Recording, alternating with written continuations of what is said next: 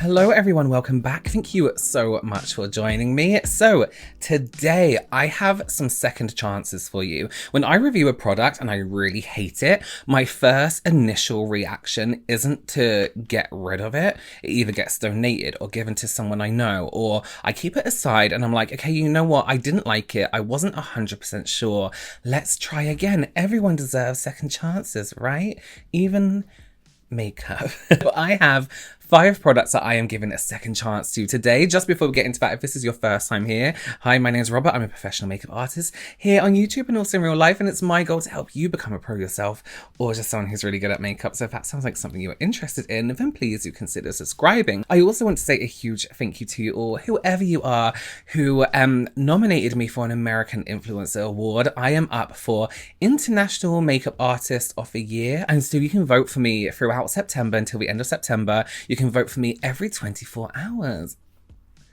If you want to, I'll leave a link below. I'm up against some good competition, so we'll see. As cheesy as it sounds, I'm so grateful to everyone who got me to that point of even being nominated. I didn't even know we could do that, so thank you so much. Okay, let's get into it. Let me put some rings on. I feel really naked. So first up is a bit of a controversial one, because when I first used this palette, I believe it was the Safari palette by Natasha Denona, I was like, what in the hell is... I really didn't like it. But here's my issue. I feel like I may have got like, I don't know, a faulty one or a one that was slightly off or something.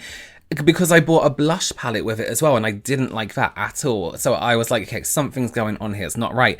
Everyone like raves about Natasha Denona products. So I got sent this. I believe it was by Cult Beauty, and this is the Zendo palette.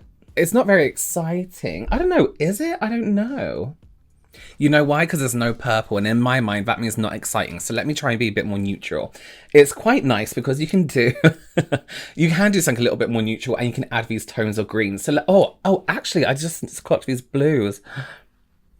Okay, no, that's cool. Okay, let's do... oh, that's nice too, actually. Okay, start this again.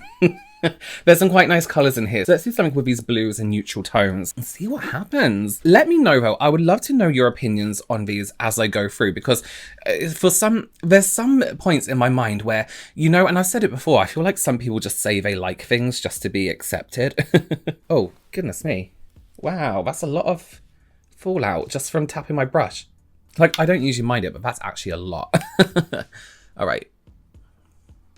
And just to be fair, I'm using my Sigma eyeshadow primer, which I absolutely love, absolutely adore. Works with every eyeshadow formula I've ever used. Love it. Absolutely love it. So my issue with the eyeshadow last time was it didn't blend very well. It kind of just stuck in place. And you know what? I think when people hype things up, when something is quite expensive, you expect it to be more than. You expect it to be more than drugstore, better than everything else. Whereas actually, I've tried like e.l.f. eyeshadows and Colourpop eyeshadows, Sigma eyeshadows that are so much cheaper. Sorry, I should say affordable.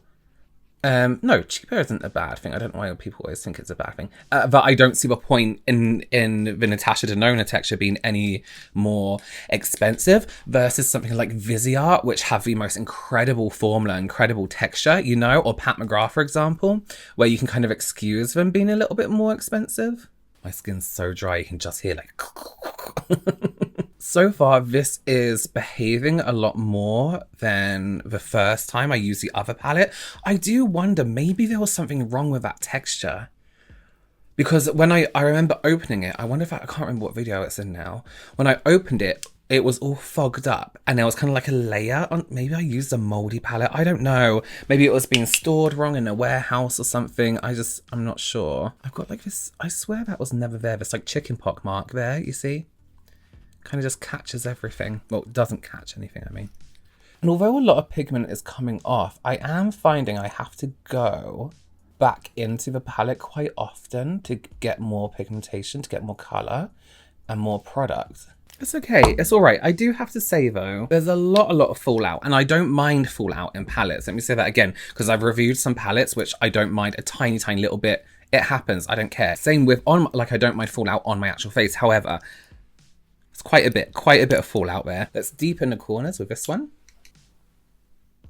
But other than like maybe having to pick up more pigmentation than I thought I would, they are going on quite smoothly and blending quite nicely. Would I rush out and buy the next, you know, palette? Not really so far. So this one being a shimmer and perhaps being a little bit, is it shimmer? I don't know. It's weird. It looks like a matte shimmer. Doesn't have as much fallout naturally because it's kind of more on a creamier texture. Sort out the shape with concealer. I'm going to take my finger and go into Flow, which is this one, this blue tone. Go right here. Oh, that definitely has a lot more pigmentation than I thought. I thought it was going to be like, what's it called? Like a topper. Blend that in. So what's this shade then? I just want to take, does it say Yama? Yama, which is this shade. Give that a little beep, boop, beep, boop. Yeah, okay, cute. Okay, that's more of a shade I wanted really, but could have just swatched them before, couldn't I? I mean, I like it. It's fine. Is it worth I actually don't know how much this one is, but I know they're like expensive palettes. I wouldn't say it's like I've used, I mean, for example, the shimmer on the inside corner isn't that like, oh my god, you know, like Colourpop's Super Shock shadows. Imagine a Super Shock shadow on top of this. Actually, let's do it. I've been dying to use the Disney Princess ones. Like, imagine this, right? Who's this? This is Merida. And then imagine like this. Let's do it. Just because I can't sit here with this and be like, wow. Because it's not wow. It's not wow. I mean, you know what I mean? Yeah, it's a different colour, but it has instantly more pigment, more shine. It's just automatically better. I can't see myself reusing this. This is the issue. It would make like a good wedding palette. Maybe I'll keep it, sanitize it, and then put it in my kit. Okay, so it's kind of boring. That's fine. Okay, so this is one I haven't actually tried on camera, but I did use it. And I was a little bit like, I don't like for men things, but if a man feels comfortable, if a man wants to wear makeup and feels more comfortable having it for men, say for men on it, then that's fine. However, black packaging, neutral packaging is fine. You know, I don't consider, you know, pink feminine, blue masculine, or black masculine, but people do. That's just a fact, right? So Shiseido sent me this targeted pencil concealer for men. I'm going to give it a go. It's quite light, obviously, and it's going to be quite natural. And that's why I didn't really like it in the first place, was because it was so natural that it didn't really cover anything. But then I have to give it the benefit of a doubt and realize, you know, that if a brand is targeting men, obviously they're not going to have a full coverage situation. I just realized I can use this to cut off my eyeshadow like that. I'm going to go in. It almost needs that warmth from my fingers to help it move a little bit more. But it really doesn't want to blend, really. Kind of just wants to stick where I've put it. Can you see kind of under my eye here where it isn't wanting to move or blend, and this little bit here? Okay, it's fine. You know what? I'm going to keep that on the side to like do that to the, you know, tidy up the outside edges of my eyeshadow, because that's how I always do it. I don't use like micellar water or makeup remover or anything like that, because I find it kind of bleeds into the makeup eventually. So that's quite nice. I'm going to keep it for that purpose alone. I can't see myself really concealing with it. It's not bad. It's not bad. You know what it might be good for as well? Because I have quite like uneven lips around here. Maybe it'll be good to shape up the lip if you use it with a really light hand before lipstick. No, it's terrible. We'll go over it with foundation. Okay, talking about foundation now, if you watched one of my videos recently, you would have seen me use the NYX Total Control Pro thing. It was one of the most worstest foundations I think I've ever used in my life. However, here's the deal. Here's where I think I went wrong. I used too much. That's it. I feel like it spreads really, really... What's wrong with me to say? I think it spreads quite far. So I really don't think you need the amount that I used. I think I used way too much. I have this palette from Pore Palette. Remember Pore Palette? I'm going to drop some on there because it kind of stained my hand last time. And I believe I mixed the two. So I'm mixing the shade Medium Olive and Medium Buff. Or did I just use Medium Olive? Let's just use one. Let's not confuse a thing. So I've put a little bit on my thing and I'm going to use the smallest amount at a time with a small brush. This is brushes by Joy. This is 005. Yes. So again, too much on the brush. Let me take all that off. Now, this is quite dark, but I felt like when it buffed out, it almost changed color. Okay, so it's not, so it's just really yellow. Okay. But can you see how much that one application is? Wow, that's so yellow. It really doesn't look like yellow on the... Oh, it does. It does. We'll go over a bit of the other one. But can you just see how much that one application spread? So I think I really did use too much last time. So by using a fluffier brush, almost like a powder brush, we can get a bit more of a natural finish and a lighter application.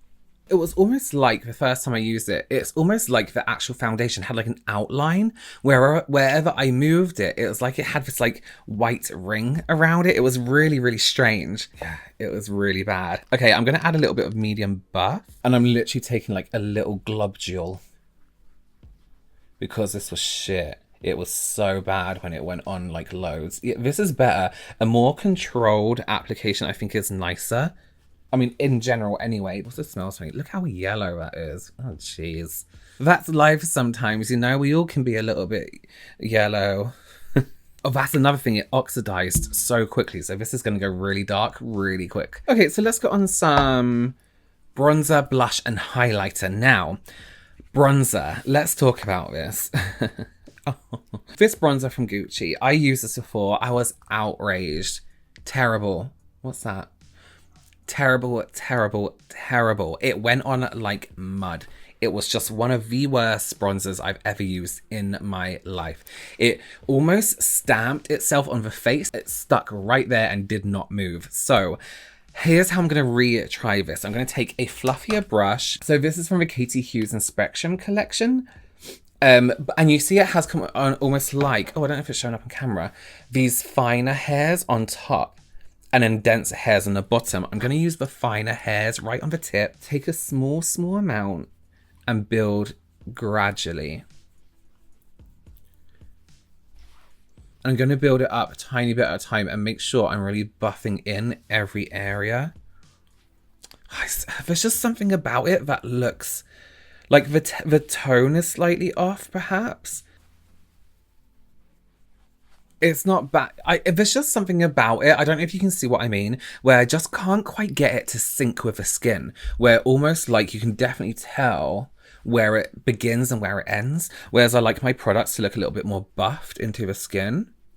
I'm just going to go over the edges with my foundation brush, not with any foundation on, but whatever's left on the brush. I can't get into it. I can't. This doesn't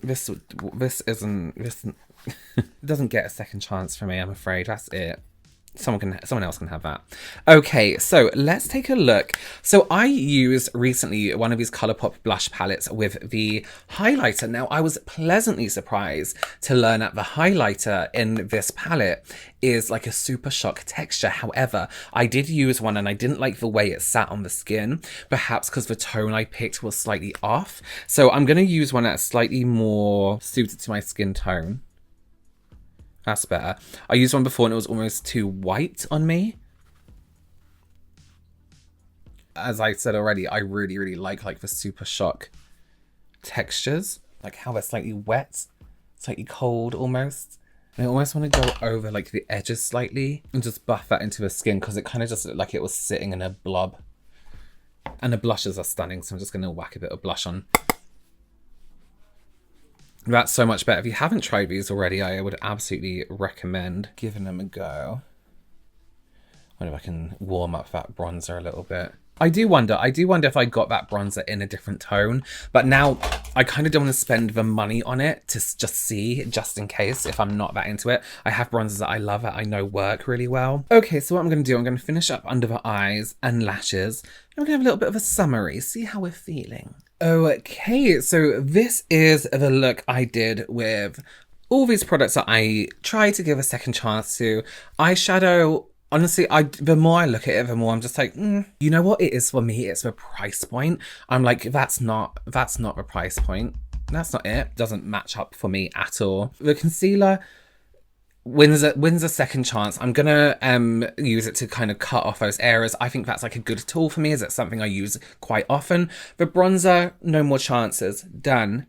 I'm done with a bronzer. I will give it to someone who likes nice things. And I do actually like the highlighter now. I've gone for a shade that suits me better and kind of like sits with the skin tone a little bit better. It actually makes more sense. They're really, really nice quads. I haven't been impressed with too much from Colourpop recently, but this is really beautiful. What else did I use? The foundation, I just feel like it's a no-go area. We saw the shade it went on. Now it looks completely different.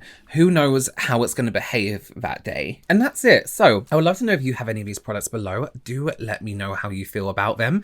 If you want to, please go ahead and vote for me for those American Influencer Awards. I would greatly appreciate it. Don't forget to subscribe and give this video a thumbs up or thumbs down. We know how, both work for us now. I will see you very, very soon. Bye.